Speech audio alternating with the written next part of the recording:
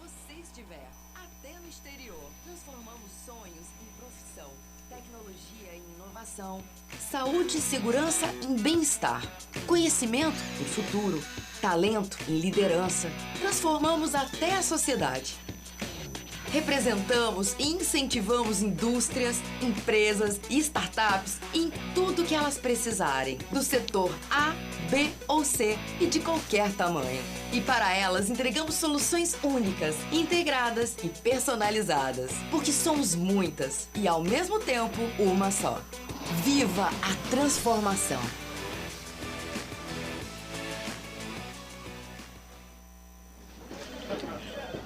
A sua rotina é cheia de desafios e atribuições, mas você não precisa fazer tudo sozinho. Todo empresário precisa de apoio. Por isso, ele precisa de um lugar que entenda seus desafios, possua corpo técnico especializado e apresente soluções customizadas.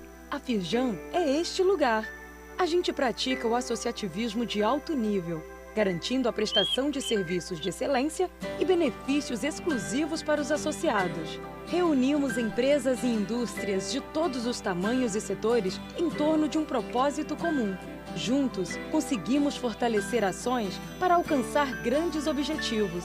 Juntos, buscamos as melhores soluções para um bem maior a todos. Juntos, somos mais fortes. Isso é associativismo. Com força e poder de mobilização, a Firjan atua de forma coletiva, faz a sua voz ser ouvida nas esferas governamentais e contribui para o aumento da produtividade e crescimento dos negócios.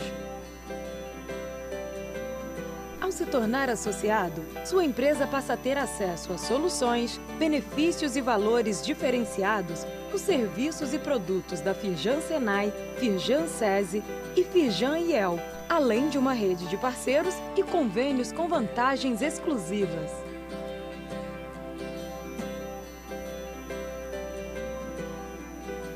Portanto, seja a sua empresa pequena, média ou grande, da indústria ou do encadeamento produtivo, a Firjan é para você, por meio dos nossos sindicatos e da Firjan CIRJ.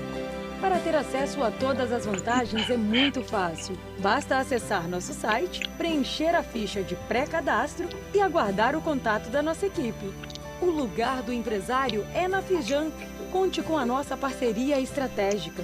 Conheça todas as vantagens de se associar em firjan.com.br/associe-se. Juntos, somos mais fortes. Seja associado.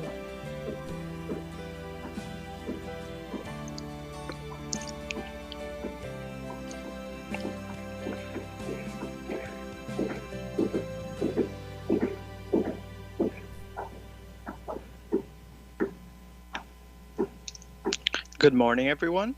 Welcome. We are starting another series of talks to talk about some of the trends that's impacting people and companies. We're talking about new behaviors, new technologies, new business models, and what you can do today to be ever more prepared for the future. And if this system interests you, you can follow our podcast that we launched this year to talk more about all of these systems, where we bring professionals from the marketplace and players that are creating many different options within their own segments. In a recent episode, Andres Blazodak, who's transforming apartments into NFTs to facilitate real estate sales, things like this, all of this you can check in your podcast app. The link will be available on YouTube, so you can follow it. And you can check our contents over there. And also follow us on Instagram /CasaFirjan, where we always have our schedule. And talking about the Casa Firjan Aquarium, on the 5th of July, we have a panel regarding taking care of mental health and psychological care at companies. And we will have the first on-site event since the beginning of the pandemic. So we will bring Siddhartha Ribeiro, which is a great Brazilian neuroscientist, to do a presentation about his new book, which is The Manifest Dream regarding apocalyptic issues. So please follow this to know what's happening at Firjan. So just follow us on Instagram or access our content platform at www.casafirjan.com.br. I can see that there's some people already making comments, so I'd like to thank everyone for their presence. This is what's so cool about people who are watching this event live. They can ask questions, they can make comments, they can interact, and obviously we'll try to bring these questions to our presentation today. So go ahead and ask questions, feel free to interact, because this is all very cool. And of course, the event will remain recorded on YouTube, so if you want to watch it later, or if you want to share this with others who might be interested, go ahead and do it. I can already see here Natalia, Jorge, Oscar, Elena, Carlos, Bianca. Thank you very much for your participation in the chat room. So go ahead and ask questions. And without further ado, our talk today is the ESG guide for forward-looking leaders. I think we have a lot of great content here for us to talk about. And the person who will be presenting this today is Terence Lyons, the founder and CEO of the Stakeholder Company, TSC. Together with him, we will have the participation of Gabriela Burian, who is a global leader of a multi-stakeholder platform at Bayer, and Carolina Zocli will be mediating this meeting. She's a specialist in sustainability at Firjan. So without much further ado, I'd like to thank everyone for their presence. Terence, thank you very much. Gabriela, thank you also for participating. And Carol, now I'll give you the floor to mediate this session. Good morning, everyone. Good morning for those of you who are in Brazil. Good evening for those of you who are in Singapore, such as our colleague Terence. It's a pleasure to be here with you to be conducting this debate about such a relevant topic for our companies here in the state of Rio de Janeiro and for Brazilian companies. I don't need to say how much ESG has become such an important theme for our business sector. This is not the first or last event that will be have this guiding theme. This is a trend. This is a topic that has already been consolidated. It's already in our business leaders' heads. But just like anything that's new, just like anything that's becoming consolidated in the business sphere, people still have a lot of questions about which path to take, where to start, where capacities should be developed in terms of leadership and the capacity of our team, the capacity of the institution, and how I can internalize this idea in my business. So it's about these challenges that we'll be talking about today. We'll have a different event from what we usually have. We will try to have here a little bit of bilingualism, trying to do this transition from Portuguese to English and from English to Portuguese. So please be patient with us. We're doing our best to make this work. And without further ado, let's go ahead and start. English now, because our first guest is Terence Lyons, is founder and CEO of the Stakeholder Company, that is a global leader using artificial intelligence and big data for developing softwares and data related to ESG. And TSC has been doing research in a lot of countries around ESG with the intention to comprehend the greatest challenges of this topic around the world, including Brazil. So that's why Terence is here, and he's going to share with us a little bit of his great experience. Terence, I'm going to just introduce a little bit about you, just for people to know, because I don't know how much you're going to speak about yourself.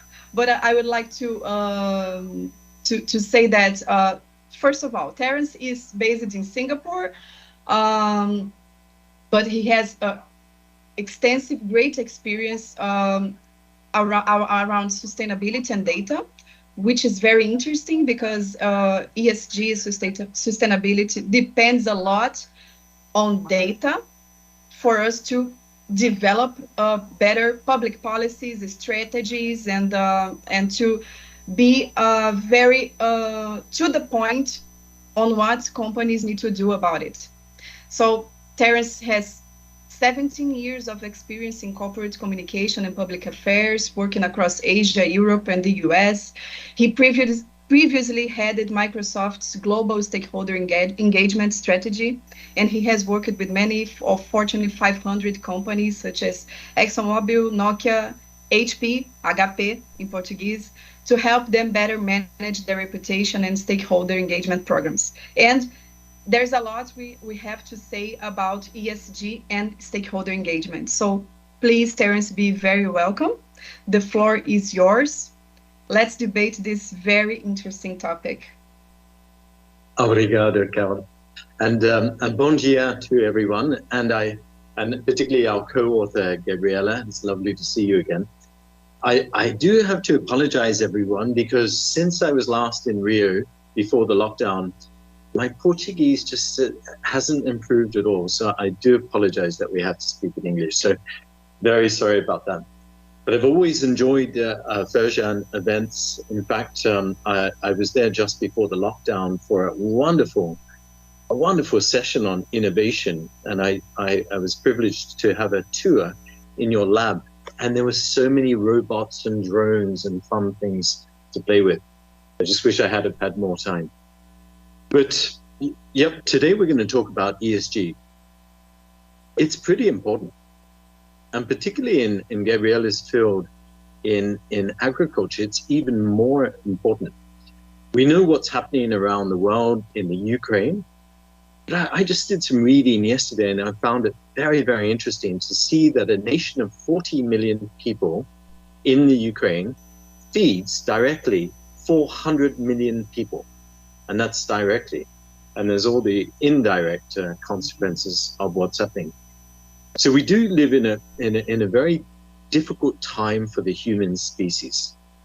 It's almost, we have ups and we have downs, and it seems like we're in one of those downs.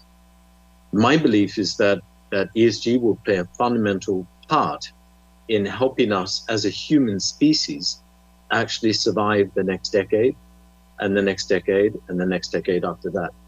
So I think there's nothing more important than we could be focusing on right now. And that's why TSC over the last 3 years has turned everything we do towards sustainability and sustainability systems. It's for my children, it's for all of your children, it's for ourselves. It's so important. So today I'd like to share just a few ideas, a few thoughts. And the purpose is really to let you know how far we have come analyzing ESG across the world, share with you open questions which we still don't have answers for yet. Maybe you do, and I'd love to hear that in the chat.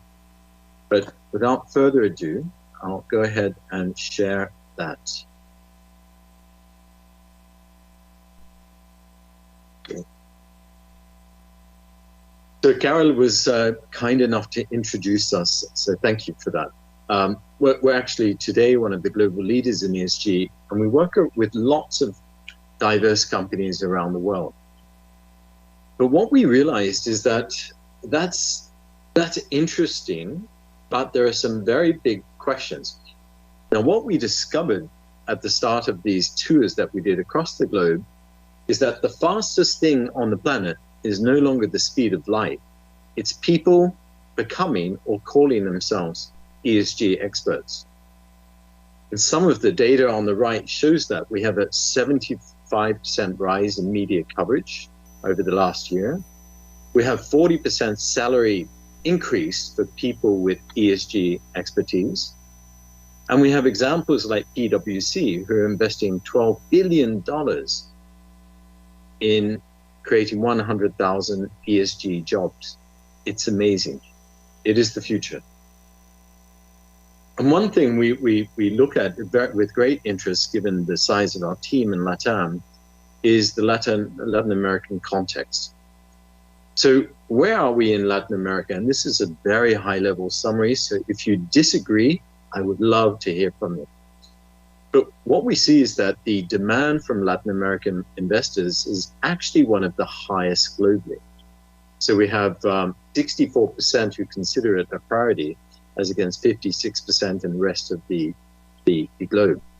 And that's really a focus on the notion that companies with a higher integrity outperform their peers.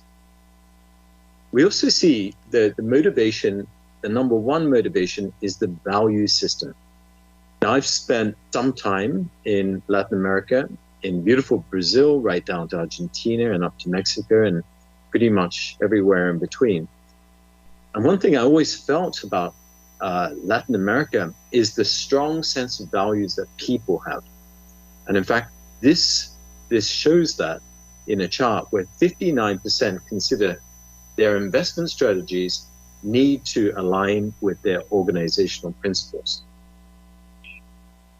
We also see that while strong ESG performance leads to better returns, and on the left chart, we can see that the MSCI ESG Leaders Index consistently outperforms those not on it. We also see on the right that ESG frameworks in Latin America are developing. Reporting is largely still voluntary, and it's developing. So we see that in Mexico, Argentina, in Brazil, and we see that a lot of the government-based regulations are often reactive, not proactive. And that's been very interesting looking at Latin American companies because they've largely taken on the job of driving this forward themselves, even though the government is not pushing them to. Fascinating stuff.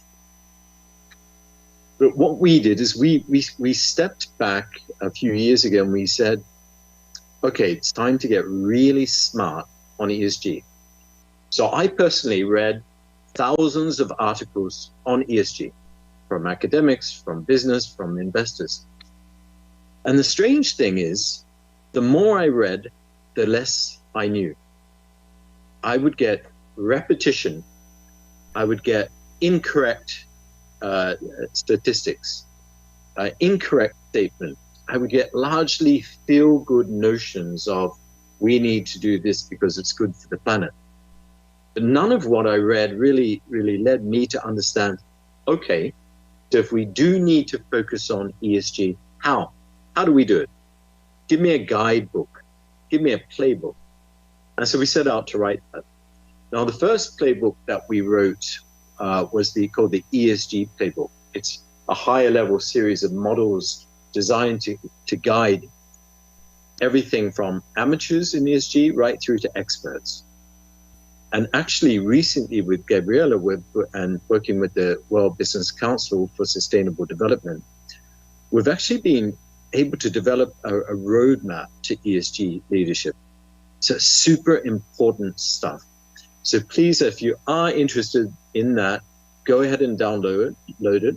It's completely open to the public, and we'd welcome your thoughts after that. So they're the playbooks, and that's what we'll be talking about this morning. Typically, we see 5 common needs in organizations.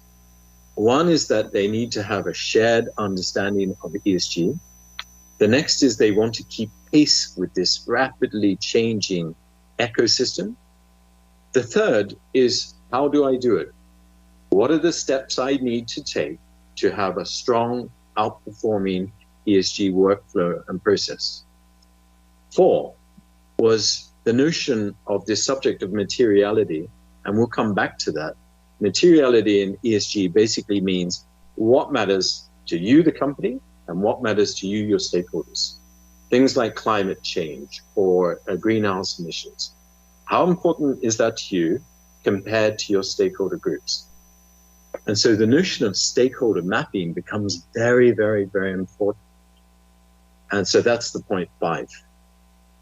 So I know that seems like a lot to get to, but I promise to be as brief and as brilliant as I possibly can, or at least I'll be brief.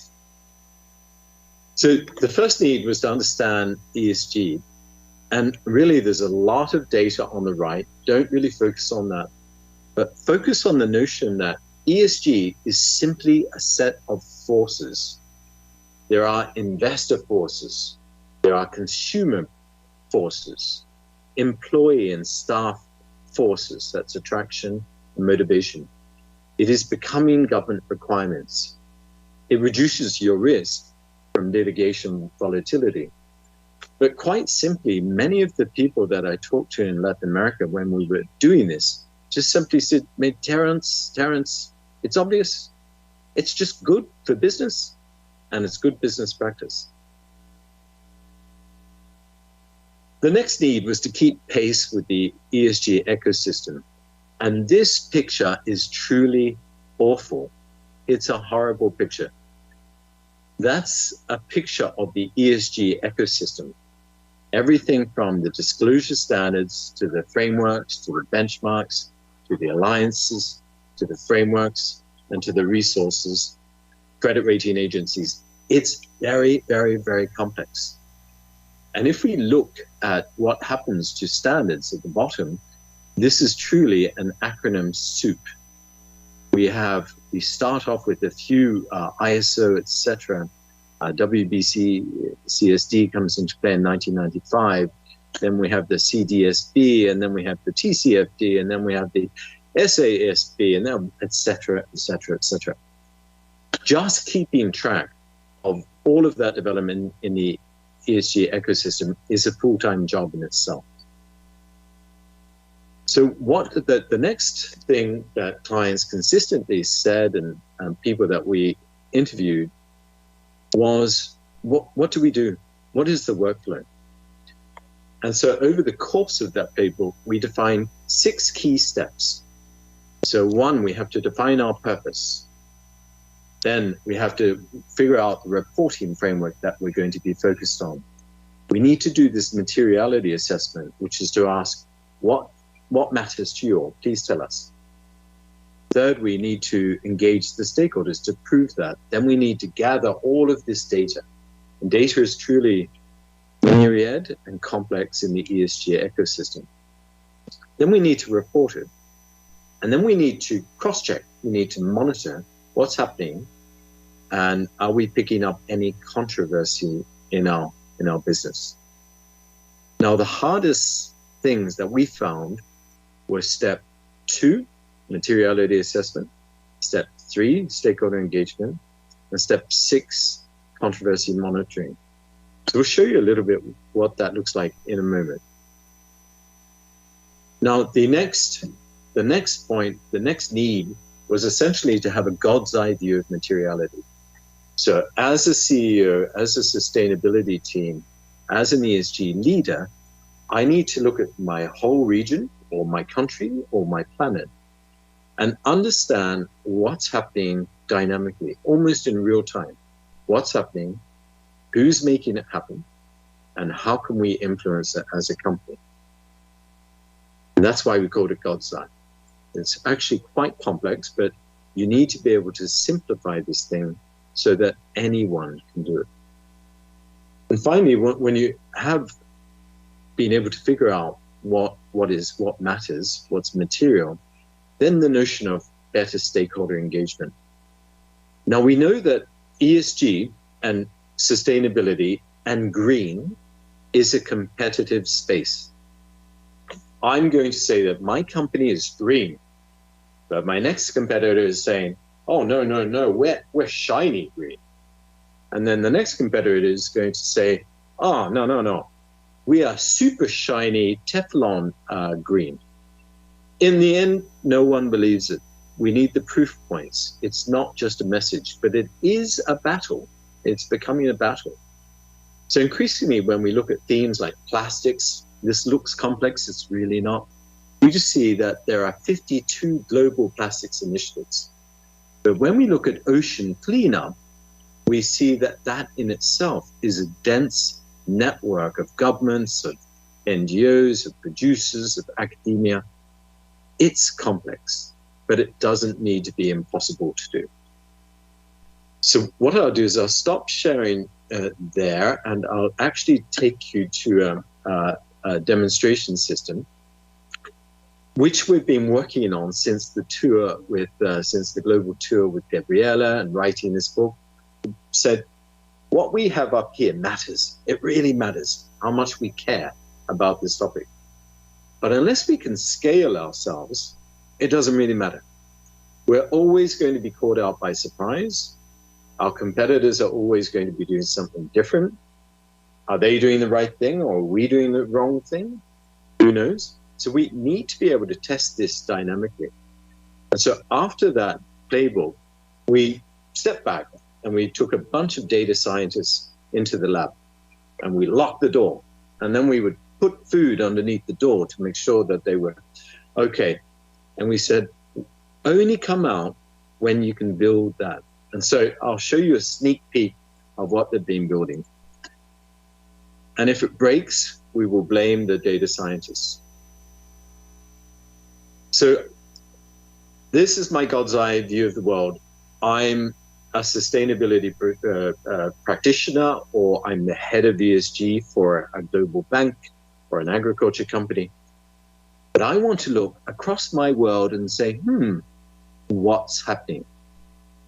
And then I want to be able to drill down into different countries like Brazil and see what's happening on the core topics that concern us. And then I want to go even to a lower detail and saying what matters to NGOs, to governments, to politicians, to consumers in Rio around agriculture. And so we start to see that there are a lot of things that are trending positively, but a lot that are not. And that these issues are emerging and these issues are trending.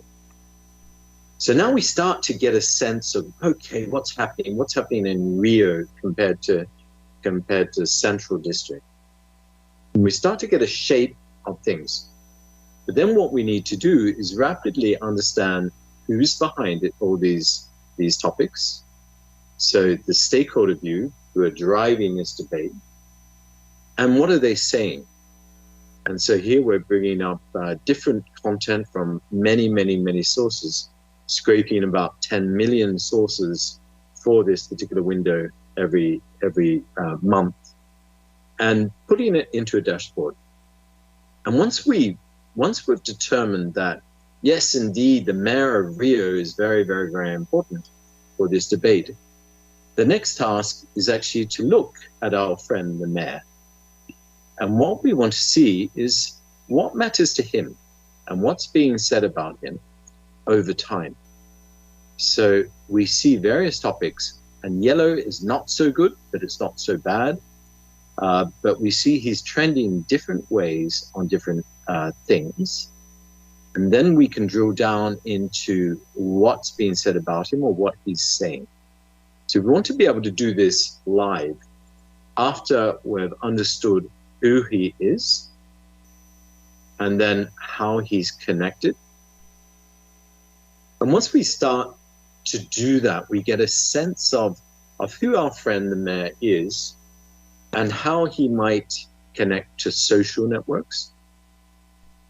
Because it's not just old-fashioned meeting and greeting that matters these days. It's the power of the World Wide Web and how we can connect. And so here we can start to see who he's followed by, who he's following, and who are mutual pathways. We might say, yes, Eduardo is key for us on ESG because he truly believes in our program, but he doesn't want to talk to us. Then we need to understand, okay, if that's the case, then who might surround our friend Eduardo, and how can we actually map who these different organizations are and how they're connected to many others. And we can add these to the map, and it starts identifying that indeed our friend here is connected to this entity and this entity. So that's a very, very, very simple and maybe boring overview. But I'll tell you what I am interested in is mapping Russian oligarchs. And I became interested in mapping Russian oligarchs when I started to read the BBC, and I could no longer figure out in my head who was connected to who had the biggest yacht, who knew Vladimir Putin. And so I turned on the system and started to ask, how does our friend, or not our friend, Vladimir Putin, connect to the Ukraine? So we can see he's the godfather of the daughter of Oksana, who's married to Viktor, who's a member of the opposition party. But in fact, the most connected people on this map are Andrely. So who is Andrely and how do we start connecting to him? So there's two questions. What's happening? Who's making it happen? And on the what's happening question, I mentioned that ESG and green credentials and sustainability is a competitive game. And so what's increasingly important is to align ourselves to the greater community, to stakeholders. It's the notion of stakeholder capitalism.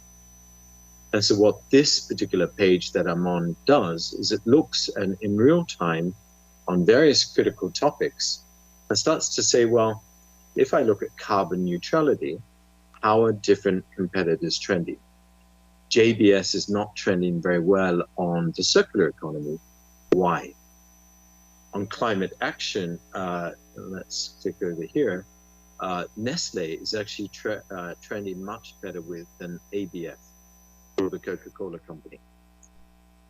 And so I'll stop sharing there, but the notion ultimately is that the power of data and the power of data science can increasingly help us in these very difficult debates, this very difficult interconnected world.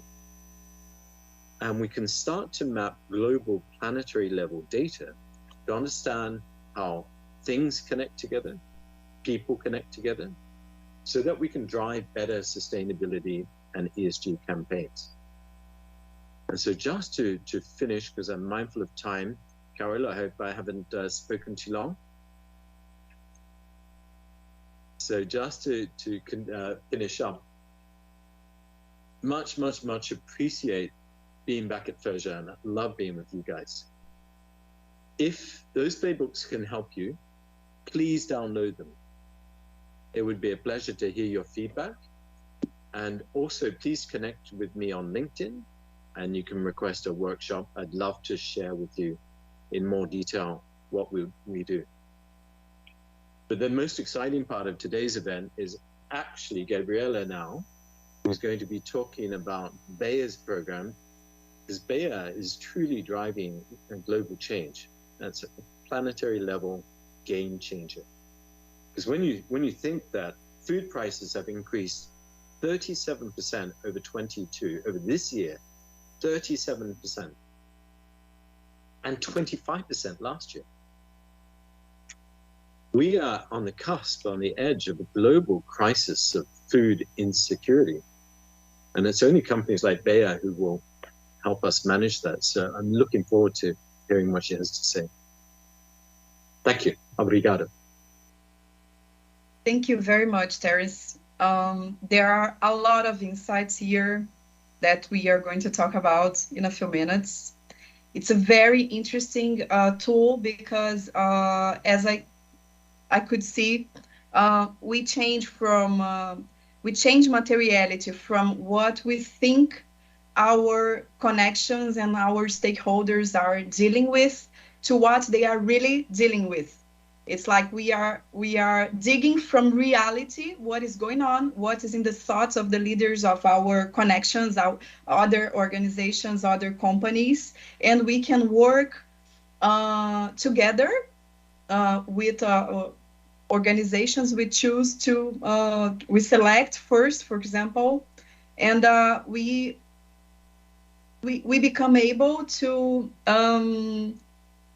work into things that are really happening and not just what we are perceiving or realizing or our perception of what is happening. And this seems to be very important when we are dealing with ESG and with trend topics, trend challenge of the world we are into. So we are going to turn back to Portuguese. So I will give a few seconds to Terence again so he can change his connection there. Because Gabriela speaks Portuguese, so she will be able to speak Portuguese with us, which is cool. Gabriela, bem-vinda. Gabriela, become It's a great pleasure to have you here in this panel and to bring Bayer, that is a company that in Brazil and Rio de Janeiro doesn't need to be introduced. We have a very great performance in Bayer in Brazil and Rio de Janeiro, and Bayer didn't participate only in the initiative of ESG, but also participated also in our working group that we developed here in Firjan last year and the previous year in ESG, and the local and corporate leaderships in Brazil were very engaged in this movement. So it's an excellent choice, and I thank you very much for having availability here, although you're not located here in Brazil, although you're also abroad with different timetable here from us. Gabriela, let's continue with what Terence mentioned, that he spoke about a very comprehensive approach about artificial intelligence and about the data. What can data do to facilitate this follow-up of how we understand ourselves in that network of connections under any subject, but ESG is very important. And also Gabriela has a strategic position by that is focused in multi-stakeholders engagement. So if you can bring your view on this, it's going to be very interesting, because many companies are migrating in this concept of the participation based on production and value chain to a more comprehensive view of connection network and value network.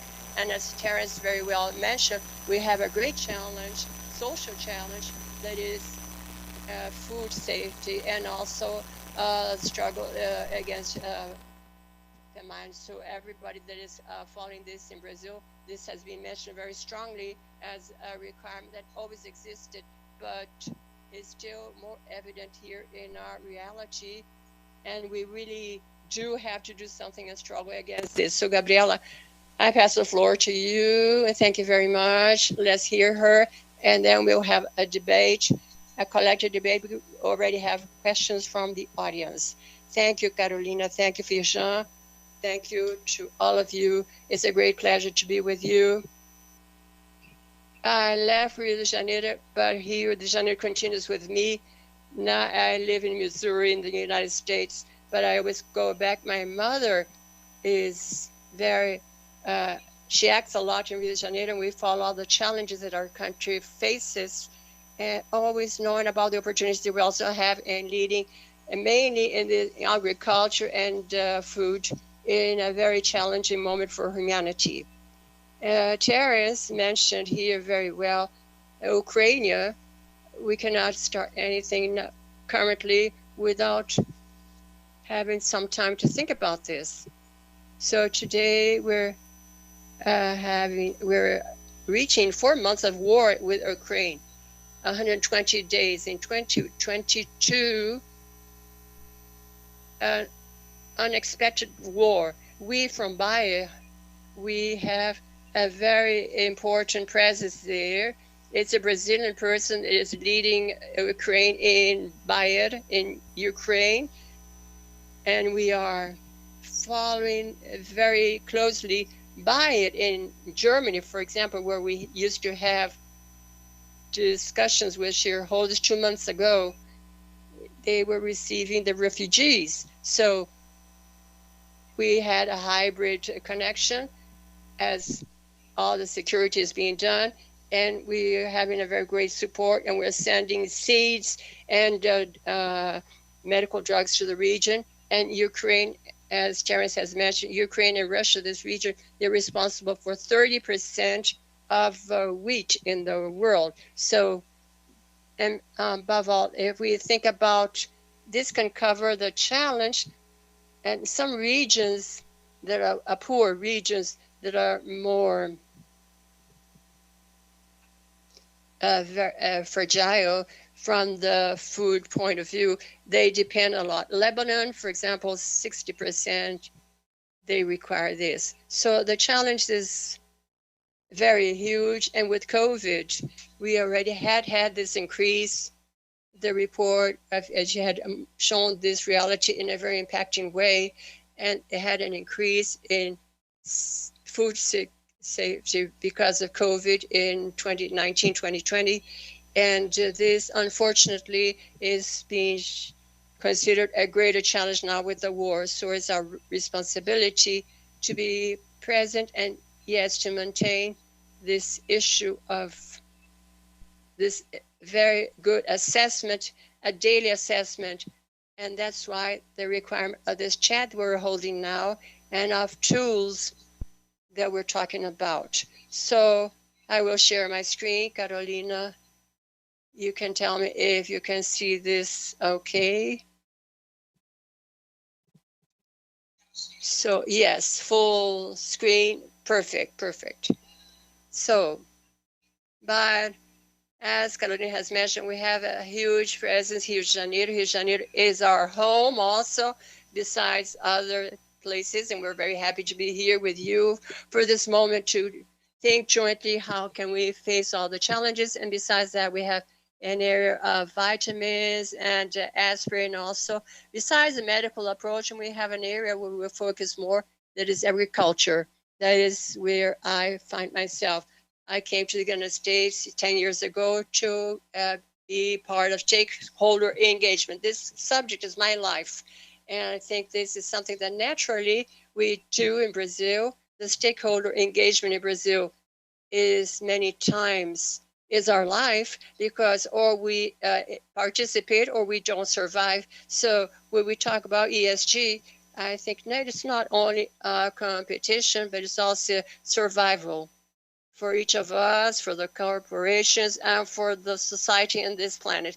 Just thinking about all the challenges we're thinking about is fundamental for us to see as fundamental to have a guideline to where are we going towards. For us in Bayer, it's very important, health for all of us, and for no one, and that is what is guiding us, and to understand also that the business in the business area, the corporations in general, can truly be part of the solution. It's a challenge, and in fact, we have to understand all the metrics and data are very important, and the daily dialogue with the stakeholders. But we can help, and we're fundamental in the advance for society to have the SDGs or the ODS, as we say in Brazil. So it's very important, this. And we're talking about metrics.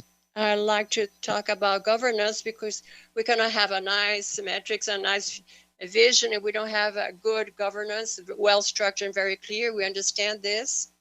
And to build transparency and to be sure that we are really going towards the correct direction is fundamental.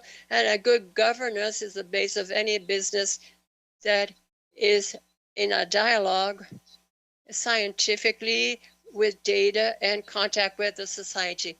We have a lot of pride because our sustainability guide is governed by it. He is directly connected. Besides this, the board oversee about sustainability. Something that is fundamental is that we have an advice. We have a council of external council that deals with sustainability, that directs how we have to work. And we have a Brazilian, very well known from many people that work, Braulio Dias. He's part of our external council in sustainability, besides other important names and experts as Braulio in their fields. So he's on the Sustainability Council, which directs Bayer, and he also issues reports, which you can find on the internet. And this report talks about what should be done. And there's a significant part that I like to call people's attention to, which is that part of the salary of these people is linked to our sustainability metrics. So every one of these aspects in ESG, that is in the environmental aspect, social aspect, or governance aspect, all of these different factors impact the salaries of our executives. So this is fundamental, because without this, it's useless for a company to have goals. Sure, goals are important. That may be a first step, but we really need to advance in this integration aspect. And my area deals with strategy. So sustainability for us is directly linked to the company's strategy. So we follow the principles which are very clear and which are reported in a transparent fashion for our stakeholder engagement. And so for this, we need tools that can guide our activities and that may report how our process is done. And of course, we're part of all of the different groups that have already been mentioned. Now, the integration of sustainability into business is important. And for that, we need to have value because we're in a market economy. So that's why we still need to be able to integrate values with our strategies. Now, something which is fundamental is the carbon price.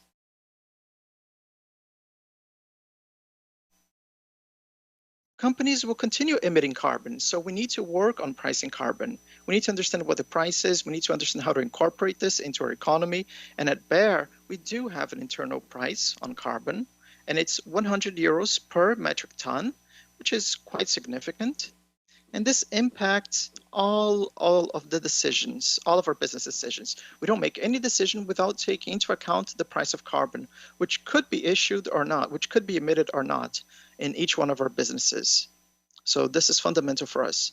And in terms of metrics, because we talked about governance, but let's talk a little bit about metrics, both environmental and social metrics.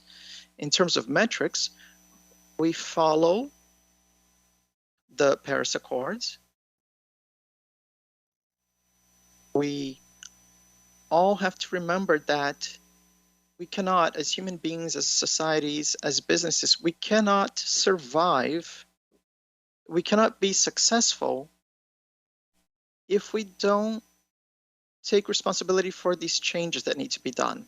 So we're working very hard in all of our businesses to transform a transformation that includes everything so that we can be carbon neutral in all of our scopes in 2050. And we also have mid milestones. So before we get into 2030, in 2029, we need to be at around 50%, 50% reduction.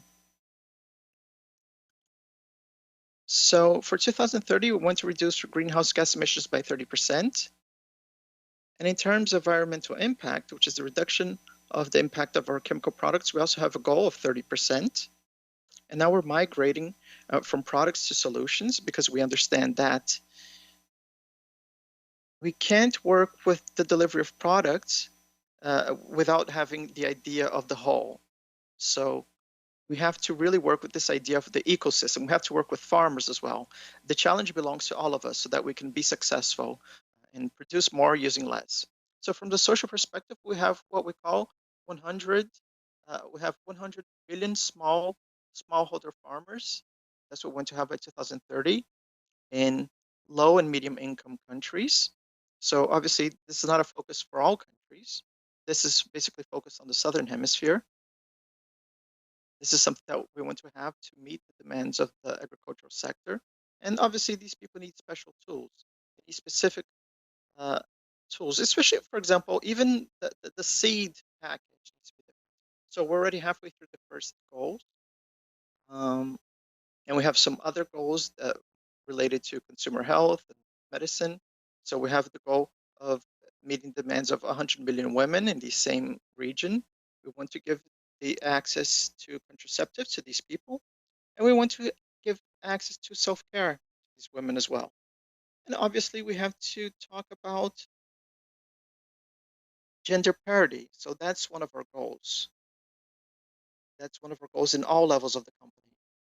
And there are other goals as well related to Latinos, etc. So we've been working very hard on that. And I'm very proud to say that the leader of Bayer in Brazil is a woman, and she's an agronomist.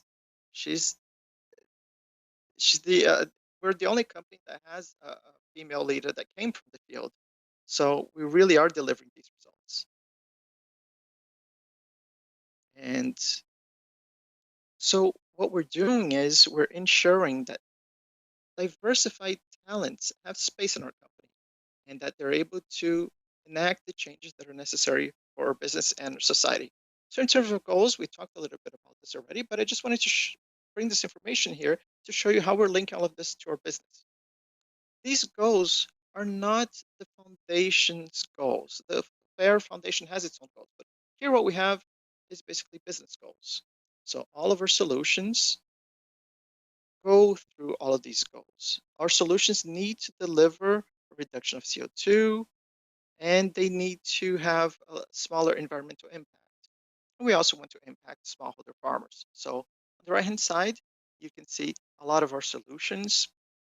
Some of them are products, some other ones are related to data, and I'm going to talk a bit more about that, the creation of data, because that's something that we've focused a lot on that.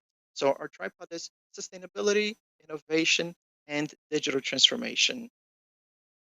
And digital transformation is part of our tripod because we believe that that's the only way that we can actually deal with every single part of the planet or the part of all the different parts that need to be producing with the least amount of raw materials possible. So how do we transform agriculture? Well, we do it with innovation. There's no other way. Only innovation can change agriculture. So we are investing a lot of money in this area. Just for you guys to have an idea, internally, our focus is to perform and transform. So we're working with paradigm shifts so that people can rethink the businesses as a whole. And the carbon initiative in Brazil is significant. Both Brazil and the United States have an important role in this aspect. We're also working with low carbon agriculture together with farmers so that they can be a part of these solutions so that, and they do this by incorporating carbon by means of less tillage, by means of different techniques, and by using different products which may help to sequester carbon. So today we have at this project 1.5 million acres, and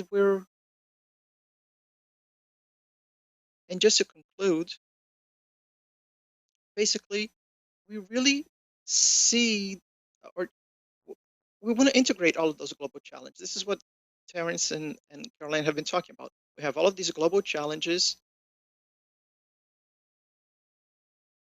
We have a lot of different challenges, different points, such as war and COVID, and all of these issues will become more prevalent. The population is growing, and that presents us with more challenges. So what are our priorities so that we can ensure that our vision of health for all and hunger for none can be achieved? That's important. Another issue is better use of resources. So for example, there's water, right? I'm using the color blue here because it's linked to one of the Millennium Development Goals related to better water use. And I know that in Rio, there's a focus on water quality. And basically in the next 30 years, we want to increase production by 60%. And this won't work out if we don't have transformation.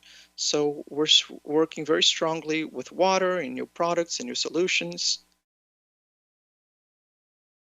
And again, we're working on low carbon agriculture. There's no other way. We can't have agriculture if it's not a low carbon agriculture. So this is what we're focusing on, so as to bring an innovation to make this kind of agriculture available to everyone. So thank you very much, Carolina. Over to you. Gabriela, thank you very much for your very broad vision. It's really very challenging. Agora voltaremos. Now, our debate. So, Terence, please rearrange. That's okay. That's good. So, okay, a few questions are coming, and I already had some questions, some topics to debate with you. So we have around 30 minutes to do that. It won't be enough, but I'm sure we can go through some main points to our audience that is probably mostly people that work in industries and in companies in Brazil. Not only leaders, but also staff, because as I can see, there's also staff here. Okay, so I think the first topic that I would like to bring is around materiality, because you both brought that. Of course, the organizations are facing the challenge to relate differently with other organizations, other companies, and people, and the society. And the TSC reports brought an interesting concept of dynamic materiality. So it's not enough just to check out what is material to our business, but we need to be always rechecking in a time scale that I would like you to speak about it. How is that? How companies, and please, if you could think about also medium and small businesses that maybe doesn't have the tools, the complex tools that the bigger companies have, how to update ourselves around the organizations and the topics and the issues we need to be introducing in our core business. So Terence first, please, and then Gabriela. Well, the notion of materiality has always been a challenging one. So it lacked definition. There were different definitions in different organizations, different standards applied, different examples of materiality and what's relevant. So if you do a cross-basket comparison, TCFD to SASB to others, GRI, you will see a lot of different definitions of materiality. And so it's very, very challenging, because a company as big as Bayer will need to study and to monitor 20 or 30 plus different standards just to make sure that if those analysts come knocking, they're ready to report. What a nightmare. I mean, at the end, Bayer is focused on the core set of material factors which it believes it can drive most change in the world, most positive change. So if then they're approached by another analyst asking for a different metric, they might not have it because they're not focused on it. It's very, very challenging. But materiality has always been difficult. Typically, what we found during the writing of the book is that it's done every year or every 2 years. There's not a very regular refresh. So I would defy you to show me a company that had global pandemic meltdown as a material indicator in January of 2020.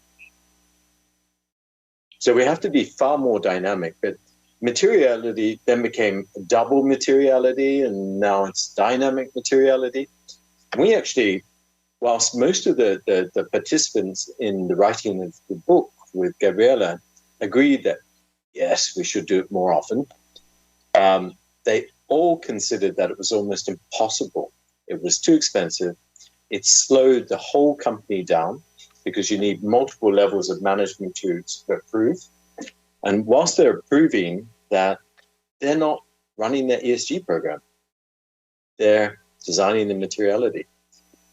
And so it's hence the notion of using AI tools, artificial intelligence, to be able to monitor on a planetary level scale and then be able to drill down into a state or local scale to say what matters. What matters to different categories of stakeholders, governments or NGOs or international government organizations or trade unions or activist groups. Activist groups can be an amazingly good source to learn why you might not be aligned to stakeholders.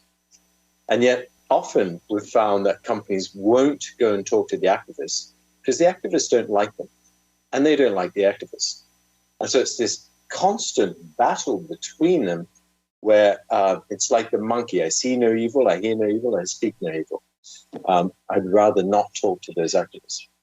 So if we can use systems, big technology systems, to mine all of that data and test stakeholder perceptions, not on a sample size of 200 or 300, but on a sample size of 10 to 20,000, we will get a far more accurate, or that's always the hope, a far more accurate representation of what really matters.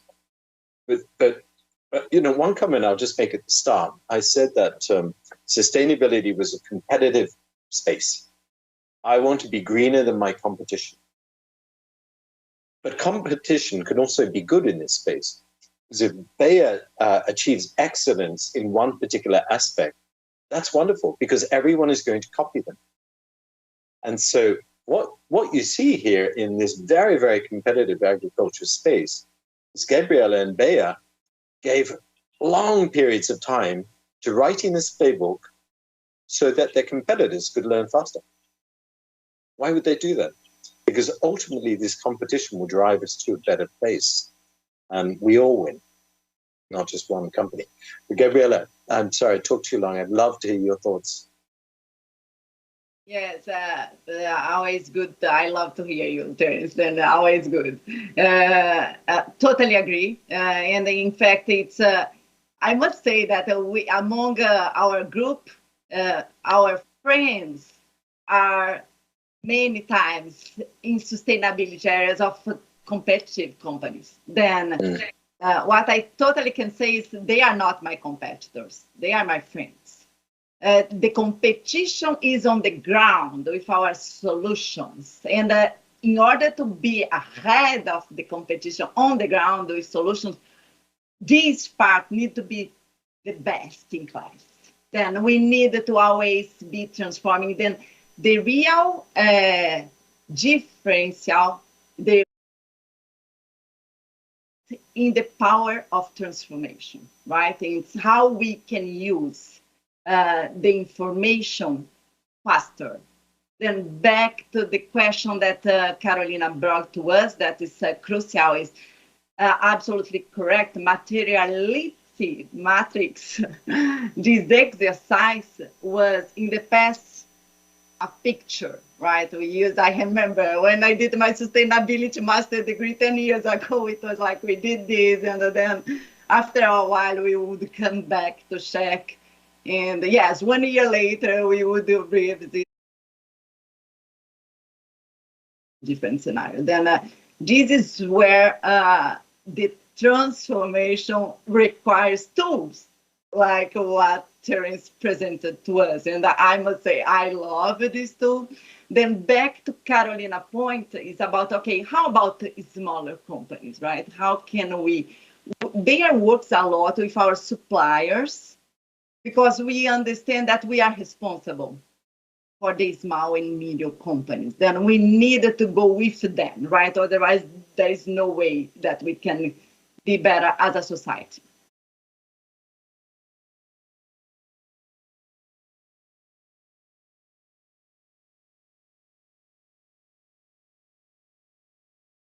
Is more important than ever. Then we have been working a lot. Then sustainability nowadays in Bayer is no longer one team here sitting there. We have in the procurement, we have across our entire company, people focusing on sustainability, because our chief sustainability officer is our CEO. Then we all have our glasses. Can discuss sustainability impact or opportunity with our suppliers, with our growers, with our neighbors, and with nonprofits, etc. Then this is an interactive process. Then I'm always trying to see how can we better advance. It's only with people that think and see different. Then Bayer a lot this conversation with our suppliers, with everyone that's around us.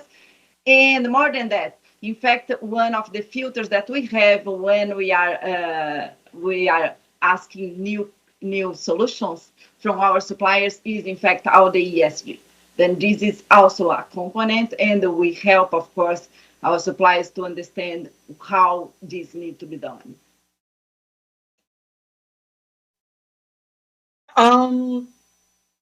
Yes, that's very interesting because you were speaking about engagement, and of course it goes through a need for collaboration, not only outside of the company but also inside the company, between partners and pairs inside the company, in order to everybody to be on the same path.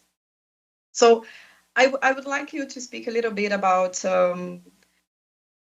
how to skip from the picture to a live video of materiality, because it's clear that we cannot be attached to a picture we made 10 years ago, of course, or even 2 years ago, as Terence spoke about.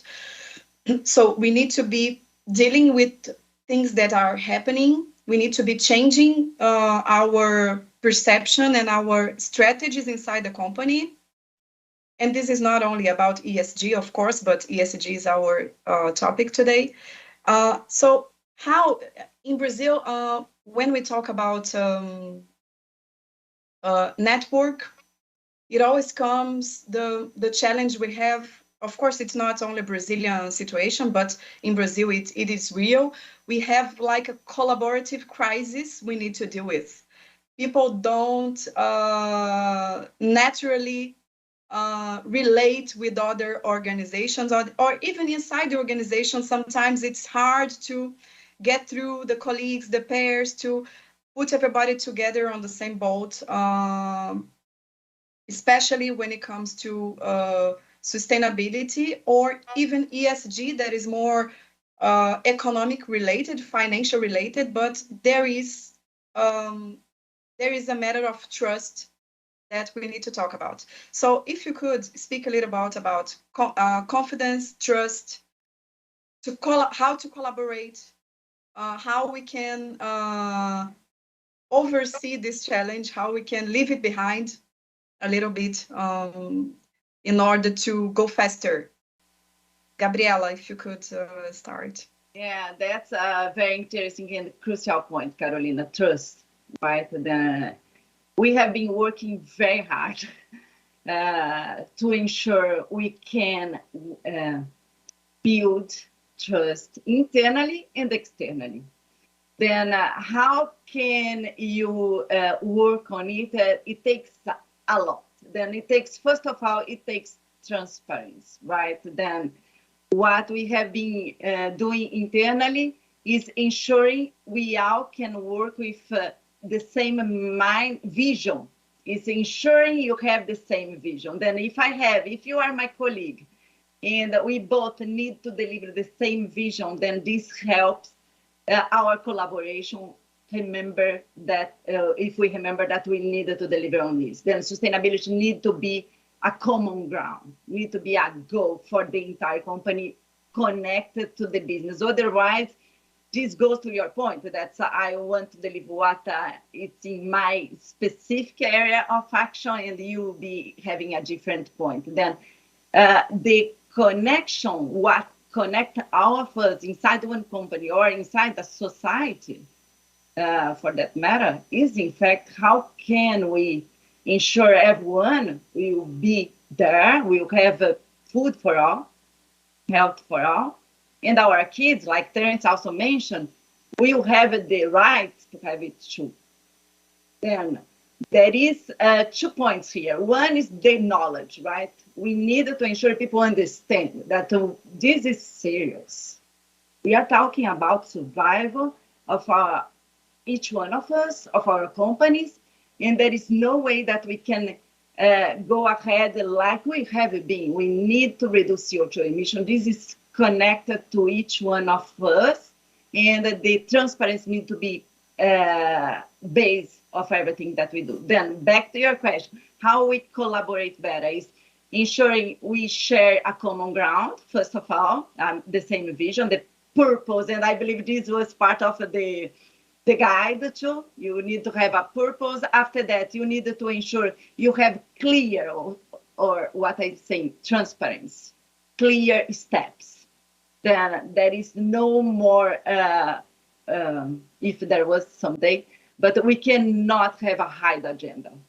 Then it's very important to be very clear. This is why all the companies are now integrated fully, at least Bayer is on it very serious, because this needs to be the same agenda. It cannot be one is my business, another one is my sustainability. No, it's all integrated and need to be, because otherwise we will not deliver. Then if the colleagues is the same, we need, if the company doesn't have the same vision for all, it will be hard to collaborate. But having the same vision and the understanding that we all are measured by collaborating and delivering on sustainability and business together, because the business need to deliver on sustainability, then we can collaborate better. Then I would say, yes, generally speaking, is common ground on purpose, transparency on the agenda, and share next steps reporting or sharing with inside the companies how are the goals of everyone. We at Bayer, we have the vision of the goals for everyone. Then the strategy is fully connected. Thank you, Carolina. Good point. Yeah, good. And yes, it cannot be hidden. And so, Terence, what would you say about that? Well, I love Gabriela's views. I wish I was as optimistic. So I find in this current period, humans have almost never been more divided than together. So we have black, white, Democrat, Republican, we have poor, rich, we have the South, we have the North, we have pro-Amazon rainforest, and we have pro-logging. We are so divided as a human species, not just at a planetary level, but even at an Amazonian or a Rio level, about what to do for particular issues. I almost find that it's becoming very difficult to pull people together and find common ground. But I think what the human species is particularly good at doing is realizing, maybe a little late, that we have a massive problem, and that will be the catalyst to bring people together.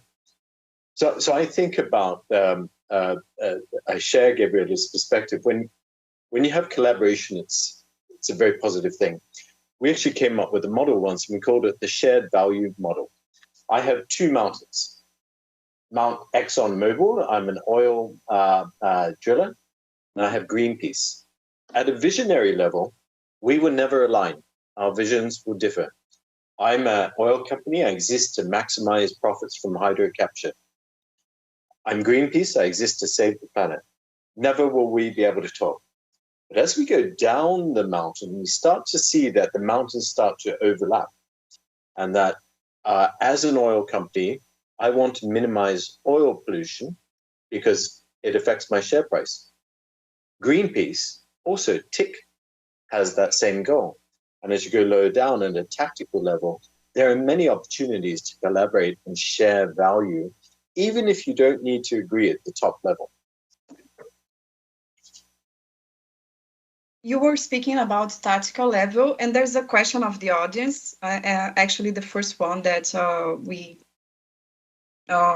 received just after Terence's speech. Let me just check here the name of the person. Just a second, people. It's here. Okay. So Gabriel Pinto is asking, what does government need to do, or what do we have to change in legislation in order that ESG be oh my God, what's the word in English?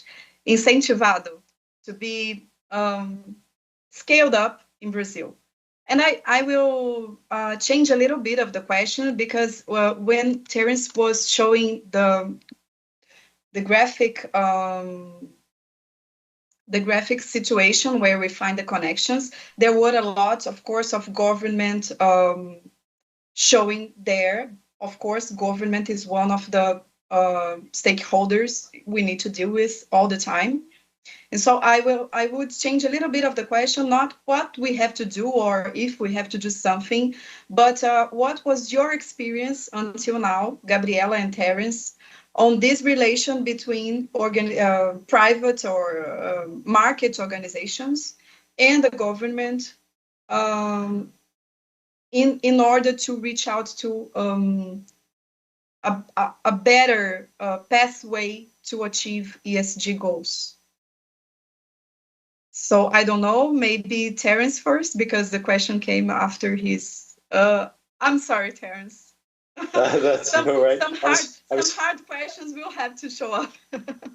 I was hoping Gabriela would take that question. Again, if you look at forces, politicians, governments respond to force. That's what gets them moving. And one force might be, I will not be electable in the next election unless I respond to that force over there. So companies also react similarly, as do stock exchanges, as do investor money. So I would view it more as a system of forces. The initial drive behind this might have been a combination of government plus investors, but lately, over the last 3 years, it's been heavily driven by investor money. So if you look at companies today, the number one reason they might be very, very focused on ESG is because if they're not, they're no longer investable. They won't raise any money. No one will give them anything. And the cost of their money will become very, very expensive. Now, thank goodness that another strong driver is the CEO of Bayer looking at the passion of Gabriela and also the passion of everyone else that wants to work for a company that they believe is doing the right thing. So that becomes an extraordinary push on the CEO. Likewise, on the government, they might look at the investability of their country as a whole. And we find that countries with a more focus on ESG and better regulation actually get more foreign direct investment. So there's a lot of forces, but I would take that difficult question, go back and just think through the notion of force. Gabriela, what's your thoughts? Yes, thank you. I agree. This is a big challenge than governments. I have one small example. We have been doing a lot of stakeholder engagement in the food systems using what's called a tool, Food Systems Summit Dialogues. This was prepared by United Nations. We upload the report. It's very transparent. We invite everyone, academia, non-profit, everyone that you name it. Everyone has been standing up and doing it with us. Let's think about action. It's very actionable, this kind of thing. Governments has been very, very challenged. Then we have been able a little bit when we put together some representations of governments, right? Then this is where then the World Economic Forum, they work with governments. The government directly is a challenge because many times they are afraid, right? It can be perceived as they are connecting with companies. Then the way we need to overcome this is really put together. It doesn't matter, right? And let me step back a little bit because Terence mentioned one very important point that we need to act on. That's the black and white world that we are facing now, right? And then this or that. This or is or. It's no longer and, right? It's this or that, etc. Families being divided everywhere, here in the United States, in Brazil, everywhere. And we needed to overcome this. And in my opinion, only sustainability people that are here in this call, this is up to us. There is no one else that can do it. It's us. Why? Because we know that if we go this or that, it's the end. It will be the end. I have kids, and many of you have, and those that don't have nephews or nieces.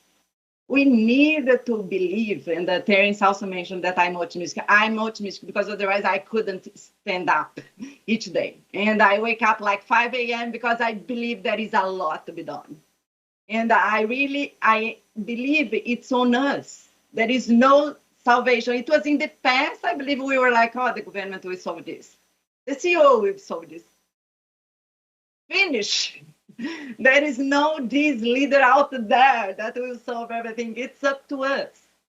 Then it's each action. Then if our government is not doing what would be necessary, and I believe this is the case, we need to stand up and we need to act. We need to include, and we cannot lose the hope. Then we, as a company, we have big power. We can convene many together. If one specific can feel like push it, then let's convene more. Let's find a solution to bring out to this table and say, this is the planet that we have. There is no other out there. And we need to find a solution. Then, in my opinion, my personal opinion, carbon pricing is one thing that we absolutely need to incorporate. We need to work on this. Companies can help, and we are. In our case, Bayer, we have projects in Brazil, in United States, and we are on it. But we need more. We need the rest of the market. We need others being with us. Then let's make it happen. Then answer the question that was made about the governments. Yes, governments can help, need to help, and it's up to us to call on them and let them know that doesn't matter who will win. We need the government on it. There is a conference of climate just after Brazilian election. We need Brazil leadership there in COP27. There is no way to be out. Doesn't matter who will win. This is absolutely then. One thing that CBEDs do a lot, and I know Firjan also working on it, is platforms. We need to work, okay, what we need from governments, doesn't matter who. Let's work on platforms and deliver this to all the candidates and say what we want. And it's up to each one of us. Yes, and stakeholder engagement has everything to do with agenda setting. So it's about influence. We are influencing others, and others are influencing us. So yes, that's a good reflection. Thank you very much. I would like to pick, we have 7 more minutes. So, and I have 2 questions. One is very generic and the other is focused, but very philosophical. I would like to bring here for the discussion. But I would like to you to speak a little bit about greenwashing, because it always comes, the term. There's always this fear of being taken by our consumers as greenwashers. And ESG brought again this debate. So it's still challenging to create a consistent narrative of value creation with ESG strategies. And what would be 1 of 2 recommendations you would give to avoid this greenwash zone? And I have read a few days ago a very interesting article by Joel McWhorter, that is the leader of Greenpeace platform, and he was speaking about ESG, and he was asking himself and the audience how much leeway is there for companies that commit to sustainability goals to be less than perfect without being called out as greenwashers, because we won't be perfect. So how to deal with that? So maybe Gabriela first this time. I should start. Very important point. Then let me step back again. We talked about trust before. And we can only have the trust if we are transparent, right? If we are sharing everything. Then data is crucial. Then this is why each time we are saying, okay, we have those goals, but we are being audited by Deloitte related to all the goals. And if you Google, you all can Google, everything that I mentioned is out there in the internet, audit by Deloitte. Then how to avoid greenwash? Only that and transparency. Is what can help us to gain the trust. And it takes each step, right? Trust, how they say, they have a say, right? That trust takes your life, but you can destroy it very quickly. Then it's let me reframe again. In order to ensure there is no greenwash, you need to have a clear, transparent goal, what the company is doing. In my opinion, the connection with the business need to go through the compensation. If not, it may be a challenge for the company to advance. Then we are still in a capitalist market, then the compensation is crucial. And the data to show what's not directly related to the compensation, then how are we performing? Then tools like those that Terence has are crucial, because we need, then it's no longer what it used to be when I started. That was like Gabriela connecting and having a console and calling others. We need to ensure everyone has access and everyone understands how Bayer is doing all the relations. Then we have the principles, but how are we performing? Then all this information need to be out there. Then sustainability reports following all the guidelines are crucial. And we need to ensure, of course, there is a better alignment between all the guidance, because the companies like ours, we are trying to do, we are following everything, but like Terence said, there is a lot. But yes, in a nutshell, it's transparency, data, and compensation. Now let's hear Terence. That has everything to do with trust we were talking about before. I think Gabriela is right. I wouldn't have chosen that starting point, but now I listen to Gabriela's logic. I would. So thank you for starting. It's trust. So if for fear of being accused of greenwashing, I don't aim very high, I set low goals, we're all in big trouble. So we should be setting huge goals and then transparently communicating, well, we missed this goal, sorry, but we learned this, and next year we'll do better. One of the big things, I just published on LinkedIn on that some time ago, a cartoon about net zero. And the only other thing I would add to what Gabriela said is to avoid fads. Net zero. Net zero without carbon accounting is greenwashing. Completely. Because the CEO will come out with some big announcement, oh, we're going to be net zero by 2030. He's not going to be there at 2030. He doesn't care. If he is going to be there, then they're going to say, well, net zero by 2040. No one will remember that promise in 2040. So there will be no consequences to having lied, to having greenwashed. But it all goes back to this notion of trust. Can you trust the transparency of that company? And ultimately, people are rather, they don't trust anymore. Trust has declined over multiple years, trust in government institutions and corporations and many things, in each other. And so we need to prove it. But trust comes back to trust. Thank you for pointing that out. Yes, okay. So we have 1 minute left, and we unfortunately have to end. But I have one question from Paula Lima from the audience that is very emblematic. And you Terence, talked about small goals.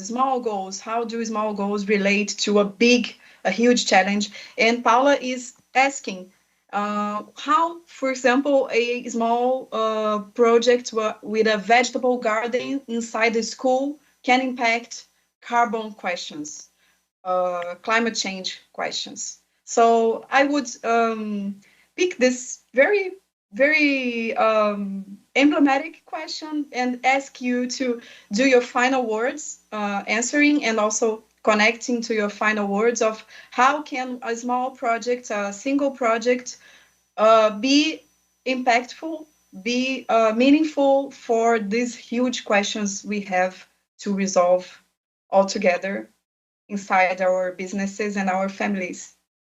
So maybe Terence first, and then Gabriela locks. Well, all I would say is that little vegetable patch is probably giant for the children who are working in it. It's probably a brand new initiative for the school. In fact, that person is modest. It's fantastic what they're doing. that will change people's relationships to the soil, to the notion of what grows, what they eat. It's an amazing project. It's not small. Yeah. So well done.